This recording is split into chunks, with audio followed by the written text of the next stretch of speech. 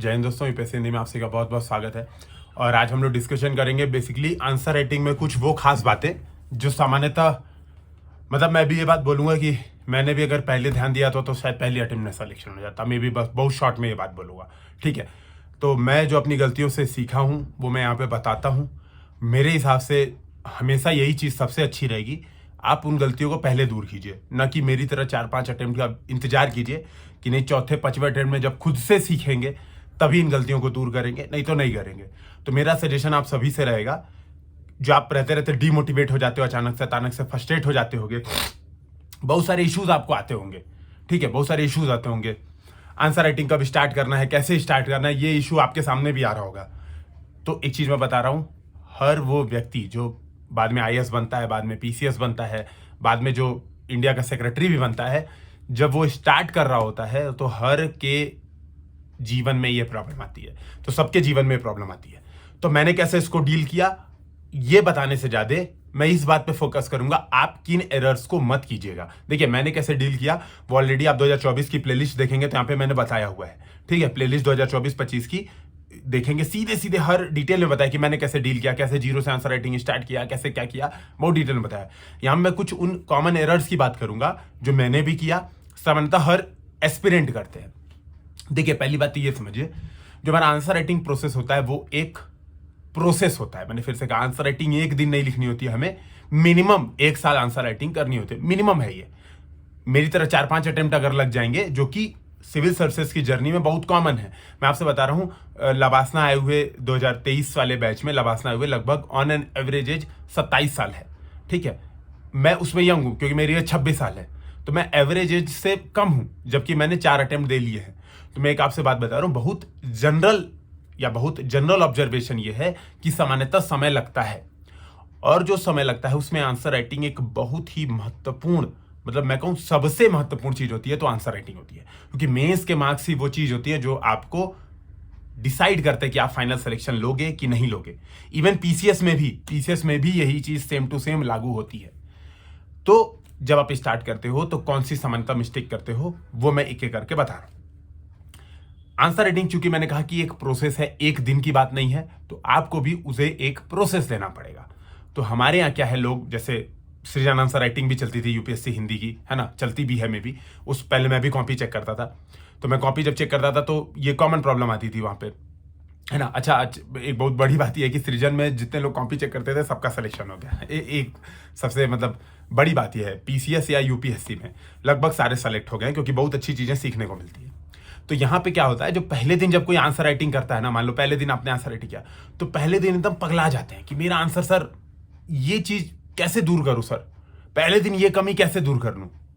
यहीं पे अपने आप को पेशेंट रखना होता है। तो मैं एक प्रोसेस बता रहा हूं उसी बात को, कि जब पहले दिन ही आंसर राइटिंग, मान लो आपने आज ही आंसर किया और आज ही आप देख के डिमोटिवेट होने लगे, मुझे जो मेरा टेलीग्राम आईडी है, मैं चूंकि पर्सनल रिप्लाई नहीं करता हूं किसी को, आप टेलीग्राम डिस्कशन ग्रुप, जो यूपीएससी हिंदी का टेलीग्राम डिस्कशन ग्रुप है, उसमें मुझसे कुछ पूछेंगे तो मैं आपको तुरंत आंसर दूंगा। आप टेलीग्राम चैनल ज्वाइन कीजिए, वहां के डिस्कशन ग्रुप में कमेंट कीजिए। मतलब जब यहाँ से फ्री, ऑब्वियस सी बात है, जब यहाँ का काम से फ्री होता हूँ रात के समय तो आधे 1 घंटा रिप्लाई कर देता हूँ। पर्सनल मैं किसी को रिप्लाई नहीं करता हूँ, लेकिन मैं मैसेज जनरली सबके पढ़ता हूँ। तो मतलब रिप्लाई नहीं करता हूँ, किसी को नहीं रिप्लाई करता हूँ, लेकिन मैसेज जनरली सबको पढ़ता हूँ। तो पता क्या आता है, सर आज मैंने पहली बार आंसर राइटिंग किया, एक बार देख लीजिए मैं सही रास्ते पे हूं कि नहीं।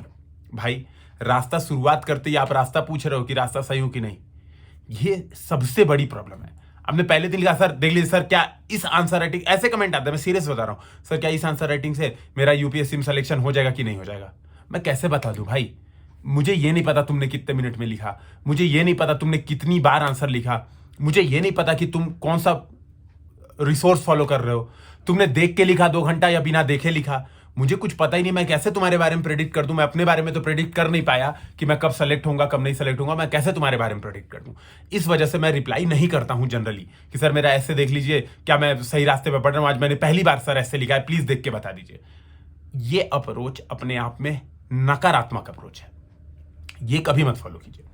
तो पहली बात, अभी सब सही तरीका भी बताऊंगा, चिंता मत कीजिए, कॉमन एरर आपको बता रहा हूं। फिर दूसरी बात होती है, हम क्या करते हैं, चूंकि हम टॉपरों से बहुत ज्यादा प्रभावित होते हैं, ये बात समझिएगा, बहुत ज्यादा प्रभावित होते हैं। ये बहुत बड़ी मिस्टेक है जो अभी बताने जा रहा हूं। मतलब सब लोग एकदम अपने कान नाक खोल के ये वाली मिस्टेक इवन कॉपी में नोट कर लीजिए। पूरी दुनिया बताती है टॉपर्स कॉपी देखो। मैंने भी अपने हर वीडियो में बात बोली है कि टॉपर्स कॉपी देखो। इस वीडियो में भी ये बात बोल रहा हूं कि टॉपर्स कॉपी देखो, लेकिन कैसे देखो टॉपर्स कॉपी, ये ससुरा कोई नहीं बताता है। सबसे बड़ी बात, मैं भी आज तक भूल जाता था। एक जगह मैंने बताया था सेमिनार में, लेकिन मैं भी जनरली समझता भूल जाता था टॉपर्स कॉपी कैसे देखना है, वो बहुत बड़ी बात होता है। तो अब यहां पे एक बात समझिएगा, जैसे अच्छा ये बात मुझे कैसे समझ में आई कि मुझे ये बात आपको बतानी चाहिए, है ना, और ये बात मैं बार बार हर वीडियोस में मिस कर दे रहा था। वो भी स्टोरी कभी समय मिलेगा तो बताऊंगा। अभी पहले ये सुन लो, जनरली क्या होता है, हम टॉपर्स कॉपी कौन सी देखते हैं। तो जैसे मान लो पिछले साल की टॉपर जो भी हैं, ठीक है, जो भी हैं, हम क्या करेंगे, रैंक 1 हम सर्च करेंगे, रैंक 1 कॉपी निकालेंगे, उनकी कॉपी देखेंगे। अब समस्या यह है, रैंक 1 ने मान लो 5 साल प्रिपरेशन की या 4 साल प्रिपरेशन की, सपोज जो हम कॉपी सर्च करते हैं वो कौन सी मिलती है, 5वें साल की कॉपी। यहां पे समझना, एकदम लेटेस्ट कॉपी मिलती है जो उन्होंने आंसर राइटिंग की हो, क्योंकि अपने आंसर राइटिंग के बेस्ट फेज में वो सिलेक्शन से जस्ट पहले रही होंगी या रहे होंगे, उनकी वो वाली कॉपी हमें मिलती है। दूसरी बात, तो मान लो मैं एक बार को अज्यूम कर ले रहा हूं कि मेरी फर्स्ट रैंक है, तो मैं आपको अच्छे समझा पाऊंगा। तो मान लो मेरी फर्स्ट रैंक है, कोई बुरा मत मानना, नहीं सर आप अपने आपको टॉपर कैसे बोल रहे हो, फर्स्ट सेकंड थर्ड रैंक, 3 ही रैंक को केवल टॉपर बोला जाता है सर, चौथा रैंक टॉपर नहीं होता। प्लीज ऐसा कमेंट मत करके मुझे समझाइएगा, मुझे पता है मेरी क्या औकात है, ये सब मुझे पता है। काम की बात सुनिए, अच्छी लगे तो, नहीं तो वीडियो स्किप भी कर सकते हैं, आपकी इच्छा, ठीक है। आपकी जब बहुत सारे गाइड आजकल करते हैं, मुझे इसमें कोई समस्या भी नहीं, और बढ़िया है, आपको जहां से जो अच्छा लगे वो आप उठा सकते हैं उससे। काम की बात सुनिए, तो मान लो मैं टॉपर हूं, मैंने कॉपी लिखी 20, तो मैंने इस साल मेंस के लिए 20 टेस्ट लिखे। मान लो मेरी कॉपी कोचिंग के वेबसाइट पे केवल 3 या 4 रहती है, 20 की 20 कॉपी नहीं रहती है। वो 4 वो वाली कॉपी रहती है जो मेरी सबसे बेस्ट कॉपी है, जो कोचिंग वालों को लगता है कि हाँ ये कॉपी देख के बंदे एकदम फ्लैट हो जाएंगे, उनको लगेगा कि हाँ यही तो सबसे बड़ी चीज है। आप टॉपर की सबसे बेस्ट कॉपी कब देखते हो, अपने स्टार्टिंग फेज में।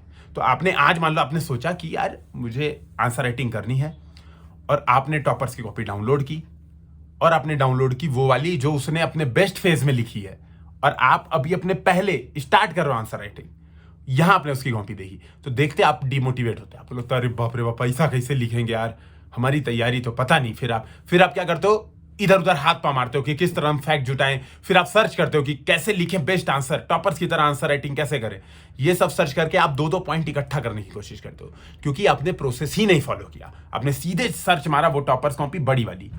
मैं यहां पर एक बात एकदम क्लैरिफाई करता हूं, अपने कैरियर के स्टार्टिंग फेज में टॉपर्स की कॉपी कतई मत देखिएगा, कतई मत देखिएगा।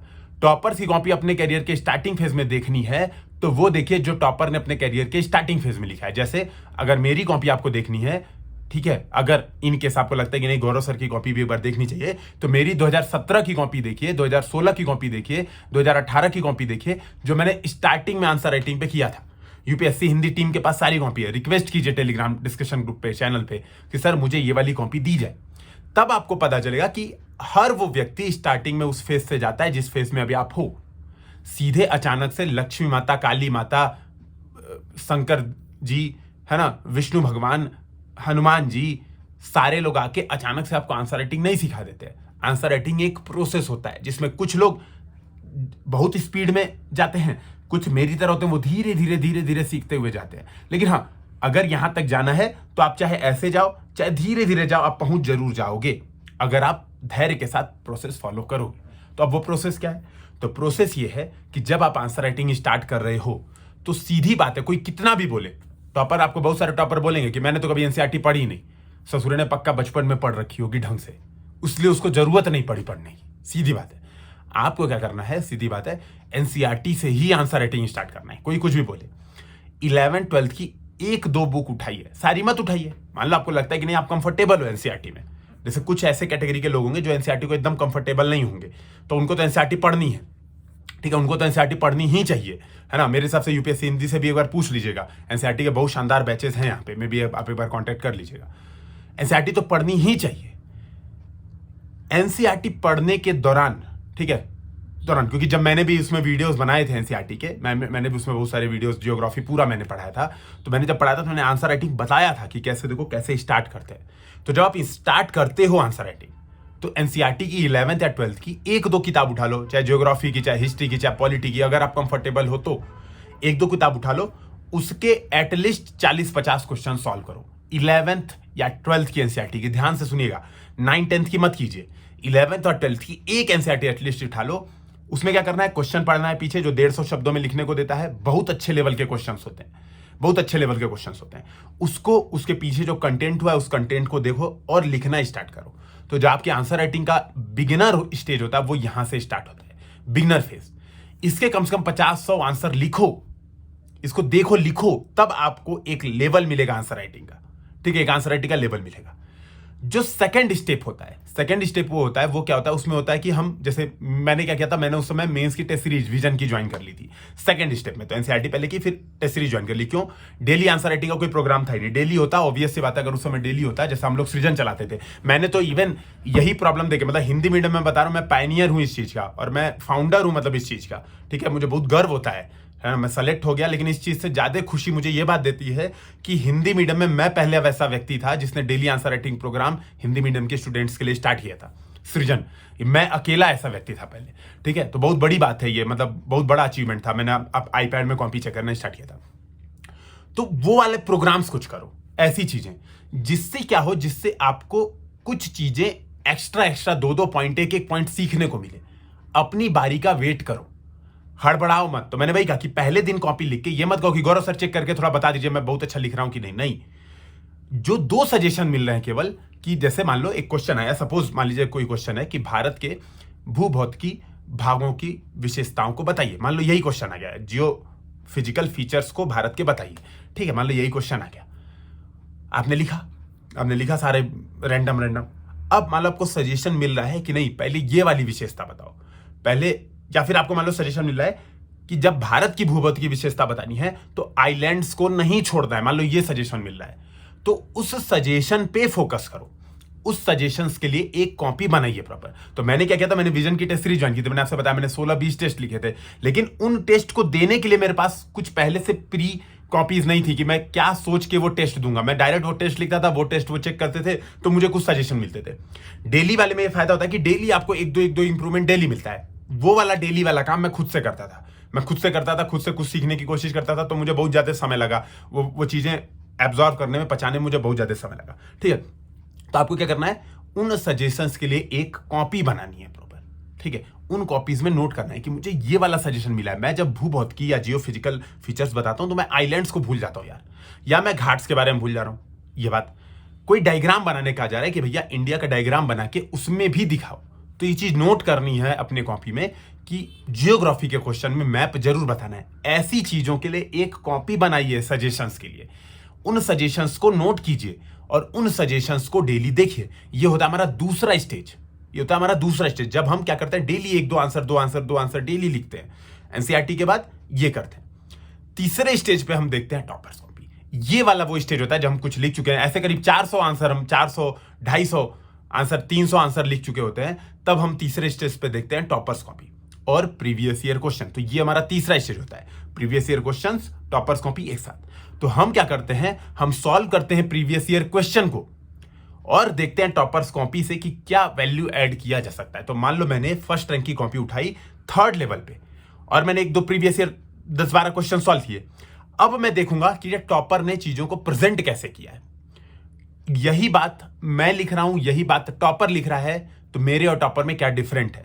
तो मैं क्या करता हूं, तीसरे लेवल पे प्रीवियस ईयर क्वेश्चन सॉल्व करता हूं टॉपर्स की कॉपी से रेफरेंस ले लेके, देख के कि कैसे प्रेजेंट करना है, क्या करना है। चौथा लेवल जो आता है वो होता है टॉपर से कंपटीशन। ये मैं मानता हूं कि सबसे बड़ा लेवल है। जैसे मैं क्या किया था, मैंने 3-4 टॉपर्स की कॉपी डाउनलोड कर ली थी। मैं क्या करता था, उनके क्वेश्चन पढ़ता था। तो जैसे मान लो रवि सर ने क्वेश्चन लिखा तो मैंने भी वही क्वेश्चन लिखा, फिर उनसे कंपैरिजन करता था। तो अब टॉपर से डायरेक्ट कंपटीशन करो 4th लेवल पे। ठीक है, 4th लेवल पे डायरेक्ट कंपटीशन। यार ये चीज, मैं ये वाले पॉइंट्स लिख रहा हूं और उन्होंने ये वाले पॉइंट्स लिखे, तो मैं कम हूं कि वो कम है, और कोशिश करो उनसे आगे निकलने की। ये हमारा सबसे पीक लेवल होता है और यही हमें अचीव करना होता है एग्जाम तक। तो आप प्रीवियस ईयर क्वेश्चन खत्म कर चुके होते हैं, आप टॉपर्स कॉपी से टॉपर से कंपटीशन करते हो। और जो मैंने कहा था एक सजेशन वाली बुकलेट है, उस बुकलेट में वैल्यू एडिशन क्या करना है, टॉपर की कॉपी से जो चीज आपने सीखी। तो मान लो क्वेश्चन आया कि हम्पी देश की सांस्कृतिक विरासत का अभिन्न अंग है, हम्पी के, ठीक है, हम्पी के वास्तुकला के आधार पर चर्चा करें। हम्पी कर्नाटक में बहुत न्यूज में रहता है। मान लो यही क्वेश्चन आ गया कि इसके वास्तुकला आर्किटेक्चर के आधार पर discuss the fact that Hampi is very important for Indian art and culture. मान लो ये क्वेश्चन आ गया। अब आपने अपने पॉइंट्स लिखे सारे कि नांगल ग्राम का यहाँ पे विजयदेव मतलब विजयनगर शासन के अंदर था, ये वो यहाँ पे ऐसे ऐसे मंदिर बनाए गए, ठीक है, विट्ठल स्वामी मंदिर, ये मंदिर वो मंदिर, आपने सब बताया, आपने अपना आंसर लिखा। अब आपने टॉपर की कॉपी से मिला है। अब टॉपर की कॉपी में आपको दिखा कि यार टॉपर ने क्या किया है, एक डायग्राम बनाया है, उसमें दिखा दिया कि हम्पी कितने तरह से दीवारों से घिरा हुआ था, हम्पी की पूरी सिक्योरिटी वॉल उसने दिखाई है, और बहुत छोटा डायग्राम बनाया, बहुत छोटे से परफेक्ट। अब आपको क्या करना है, अपनी जो सजेशन वाली डायरी है उसमें यही वाला डायग्राम उठा के डाल देना है। जब ये वाला डायग्राम आप डालोगे तो आपके दिमाग में एक थॉट प्रोसेस आएगा। ये प्रोसेस है, ध्यान में रखिएगा, ये काम करते करते 6 महीने 7 महीने लग जाते हैं जी, ठीक है। तो ये पूरा प्रोसेस है कि आपने क्या किया, उसमें से नोट किया कि हाँ यार ये चीज बड़ी अच्छी इन्होंने टॉपर ने बताई, और आपने उससे कंपटीशन किया। आपने देखा कि मैंने 4 पॉइंट लिखे, टॉपर ने 5 पॉइंट लिखे। आपने देखा कि टॉपर ने कोई चीज समझाने के लिए कोई डायग्राम बनाए, उन चीजों को अपनी कॉपी में नोट करिए, 2-3 टॉपर से ये चीज कंपेरिजन कीजिए, ये चीज सीखिए, और फिर देखिए मेंस लिख के, फिर देखिए नंबर, ठीक है, फिर देखिए नंबर की नंबर कैसे आ रहे हैं, और वाकई में नंबर ऐसे आएंगे कि आप मतलब जो गलतियां मैं कर करके अपने आप से बहुत सारा सीखा हूं। हालांकि नो डाउट कि केवल जीएस के मार्क्स तो डिपेंड करते नहीं है। मेरा सिलेक्शन जो पिछले 3 अटेम्प्ट में हुआ था उसका सबसे बड़ा कारण ये था कि मेरा ऑप्शनल बहुत गड़बड़ था। नो डाउट कि मैं मान के चलूं कि आप ऑप्शनल पे तो काम कर ही रहोगे, ऑप्शनल आप बहुत ढंग से कर ही रहोगे, ठीक है।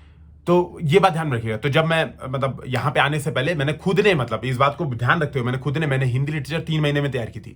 खुद मैंने इस बात को ध्यान रखते हुए हिंदी लिटरेचर के लिए अंकुरण जैसा इनोवेटिव बैच बहुत अच्छा स्टार्ट किया। हालांकि कुछ प्रॉब्लम्स की वजह से कुछ लेक्चर्स उसमें भी कम रह गए हैं, वो मतलब पूरा हो नहीं पाया है ना। सत्यप्रकाश सर नो डाउट उसको कंप्लीट करवा रहे हैं, तो वो मेरे साथ एक थोड़ी प्रॉब्लम रह गई, मुझे वहां से आना पड़ गया। लेकिन मैं आपसे एक बात बता रहा हूँ कि वो इतना शानदार हम लोग ने मतलब उस पर एफर्ट लगाया था आने से पहले, क्योंकि ये जो गैप्स है ना, ये गैप्स हैं, छोटे छोटे गैप्स हैं जो हम तैयारी के दौरान ध्यान नहीं देते हैं, खुद से सीखने की कोशिश करते हैं। और नो डाउट हमारे में बहुत सारे ऐसे बच्चे जो एफर्ट करते हैं, रियल एफर्ट करते हैं, लेकिन डे 1 पे मत परेशान होइए कि नहीं सर मेरी कॉपी देख लीजिए, नहीं तो धरती आसमान मेरे ऊपर गिर जाएगा, है ना, नहीं तो मेरा सिलेक्शन रुक जाएगा। ये सब मत सोचिए, आप लिखिए, इस प्रोसेस को फॉलो कीजिए, अपना दीपक स्वयं में बनिए। बात ध्यान रखिए, अपो दीपो भव बहुत ज्यादा जरूरी है। जिस दिन आप आत्मनिर्भर हो जाएंगे, हमारे माननीय प्रधानमंत्री जी देश को आत्मनिर्भर बनाने के लिए कह रहे हैं, तो देश आत्मनिर्भर तभी बन पाएगा जब व्यक्ति आत्मनिर्भर बनेगा। व्यक्ति मिलके ही देश बनाते हैं।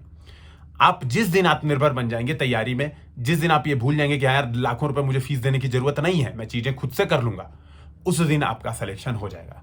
जब तक आप बैसाखी का सहारा लेंगे, ये नहीं मुझे बैसाखी चाहिए, मुझे कोई बताएगा, जब तक नहीं आगे, वो बैसाखी का जब तक वेट करेंगे तब तक आप अपने रास्ते में पक्की बातें अटकेंगे। और मैंने इसीलिए देखो, मैंने सेकंड स्टेप में बताया था कि आंसर राइटिंग चेक कराओ, सजेशंस लो, 300-400 आंसर लिखो। मैंने याद है सेकंड स्टेज में था।